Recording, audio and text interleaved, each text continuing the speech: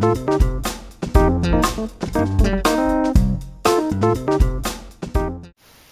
everyone, I want to talk a little bit today about running form and how it relates to why people get shin splints. I've been seeing this in my clinic a lot. It's a running season, cross country's back with the beginning of school again, and oftentimes when you have shin splints it's usually related to how you run or running improperly. So the two main things that I see is basically when people run is they overstride. So when you overstride, you're landing in front of your center of balance. And what that means is you have to literally slow yourself down before you can speed yourself back up. So that slowing down of your toes going to the ground uses the front of the shin muscle there, and it gets overworked, so it gets strained and you get pain.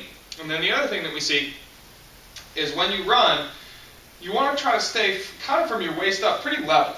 So if you pick a spot on the horizon and focus on that, your eyes should stay pretty level with that spot. What happens is people become bounders, so you go up and down too much. And that coming back down, again, you have to strike the ground with your foot. And if your toes are above the ground, they have to slow themselves down before you can pick yourself back up. So what I like to do for the first portion where people overstride is you just get into a door frame.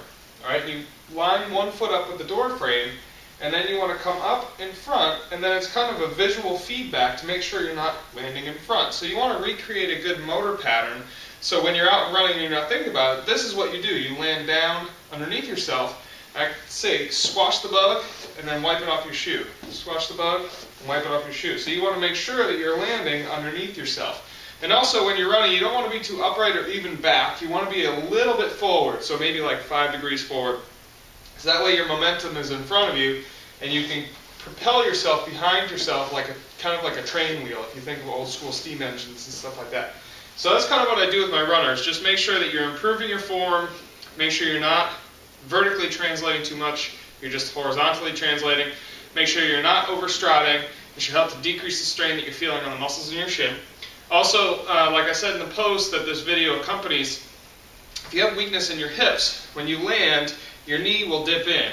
And that dipping of your knee, if you look at my foot, when my knee comes in, you can put more strain on the inside of your foot. So your hip weakness can actually lead to problems in your foot. You would never really associate the two. So the muscles on the back side of your shin that come down and help to support that arch get overworked because the bigger muscles of your hip, meaning your glute, aren't doing their job. So the little tiny muscles in your shin are having to overwork. That overwork with running, think of how many times you stride when you run and your foot contacts the ground. Every single time that happens, you're creating pain.